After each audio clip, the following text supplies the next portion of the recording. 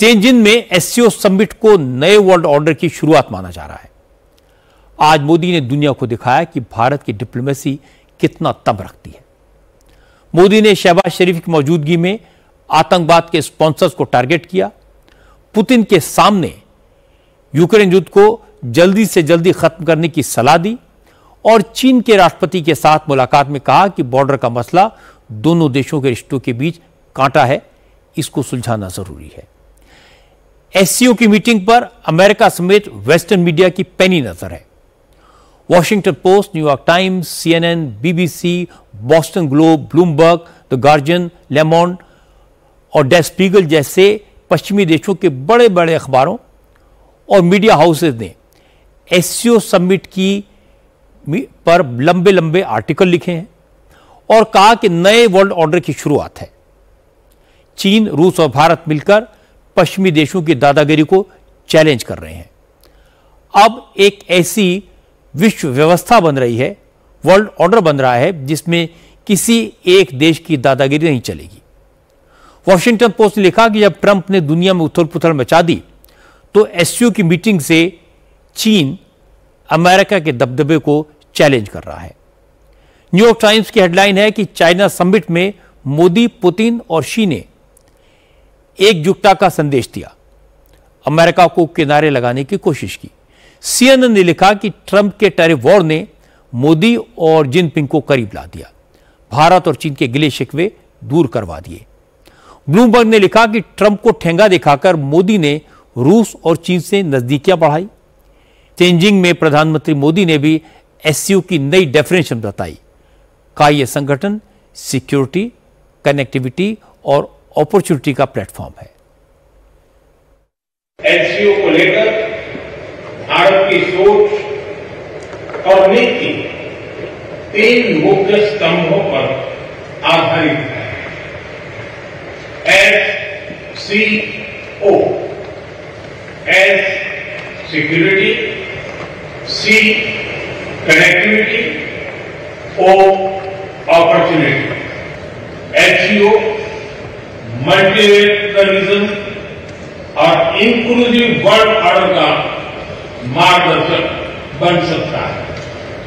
मुझे खुशी है कि इस महत्वपूर्ण विषय पर आज एक स्टेटमेंट जारी किया जा रहा है। वैश्विक संस्थानों रिफॉर्म्स के लिए एससीओ सदस्य आपसी सहयोग बढ़ा सकते हैं। संयुक्त राष्ट्र की 80वीं वर्षगांठ के अवसर पर हम एकमत होकर यूएन रिफॉर्म का आह्वान कर सकते हैं। प्रेसिडेंट पुतिन ने भी एससीओ को न्यू वर्ल्ड ऑर्डर का बड़ा और भरोसेमंद प्लेटफॉर्म बताया। पुतिन ने कहा कि सेकेंड वर्ल्ड वॉर के बाद से ही अमेरिका और यूरोप पूरी दुनिया पर अपनी दादागिरी चलाते आए हैं, लेकिन अब एससीओ ऐसा इंटरनेशनल ऑर्डर बना रहा है जिसमें हर देश का सम्मान होगा, सबकी बात सुनी जाएगी और सबके हितों का ध्यान रखा जाएगा। Наша организация последовательно наращивает влияние в решении актуальных международных вопросов. अंतर्राष्ट्रीय मसले सुलझाने में हमारा संगठन लगातार अपना प्रभाव बढ़ाता जा रहा है और ये वैश्विक विकास की प्रक्रिया आगे बढ़ाने और सच्चा मल्टीलैटरलिज्म स्थापित करने की कोशिश कर रहा है। और यकीनन एससीओ ने पूरे यूरेशियाई महाद्वीप में सहयोग का माहौल और आपसी विश्वास बढ़ाने में ठोस योगदान दिया है। अपनी इन कोशिशों के जरिए एससीओ ने यूरेशिया में स्थिर, सुरक्षित और शांतिपूर्ण विकास के राजनीतिक और सामाजिक आर्थिक परिस्थितियां बनाने में बड़ी भूमिका अदा की है। इससे शांति की ऐसी व्यवस्था स्थापित होगी जो घिसी पिटी और पुरानी पड़ चुकी यूरोप केंद्रित और यूरोप और अमेरिका वाले मॉडल की जगह लेगी और एक उदाहरण कायम करेगी जिससे ज्यादा से ज्यादा देशों के हितों का ख्याल रखा जाएगा। ये नई व्यवस्था सच्चे संतुलन वाली होगी और इस तरह ये नई व्यवस्था कुछ देशों द्वारा दूसरे देशों की सुरक्षा की कीमत पर कुछ खास देशों के हित साधने की हरकतें कामयाब नहीं होने देगी।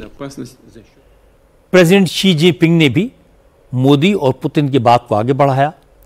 जिनपिंग ने कहा कि आज एससीओ दुनिया का सबसे बड़ा मल्टीलैटरल प्लेटफॉर्म बन गया है और इसकी ताकत लगातार बढ़ती जा रही है।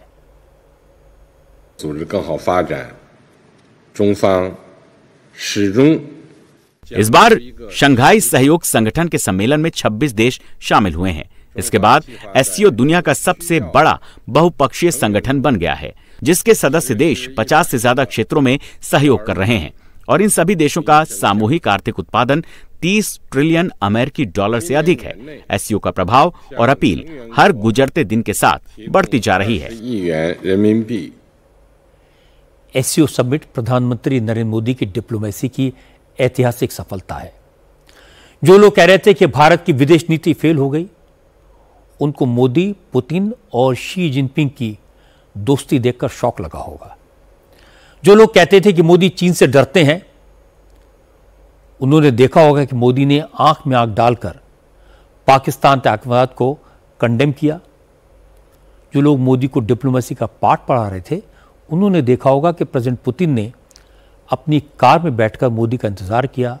दोनों नेताओं ने 50 मिनट तक अकेले में गाड़ी में बैठकर बात की। पुतिन के डिप्लोमेटिक रिलेशंस में ऐसा दूसरा एग्जाम्पल देखने को नहीं मिलता। जो लोग कह रहे थे नरेंद्र सरेंडर, उनको आज अमेरिकन एम्बेसी का स्टेटमेंट पढ़कर सांप सूंघ गया होगा। आज अमेरिका को याद आ गया कि भारत और अमेरिका के रिश्ते कितने गहरे हैं और दोनों की दोस्ती कैसे नई ऊंचाइयां छू रही है। जो लोग इस बात पर नाच रहे थे कि ट्रंप ने टैरिफ लगा दिया, मोदी के लिए क्राइसिस खड़ा कर दिया, आज उनको इस बात पर मिर्ची लगेगी कि मोदी ने पुतिन और शी जिनपिंग के साथ मिलकर वर्ल्ड ऑर्डर का बैलेंस बनाकर ट्रंप को चौंका दिया। जो लोग मोदी की विदेश नीति की आलोचना कर रहे थे, असल में वो भारत को नीचा दिखाने का प्रयास कर रहे थे। जब मामला विदेश नीति का हो, जब मामला अमेरिका और चीन से मुकाबले का हो, तो सबको देश के साथ खड़े होना चाहिए। प्रधानमंत्री कोई भी हो, सरकार किसी भी पार्टी की हो, राष्ट्रहित सर्वोपरि रहना ही चाहिए।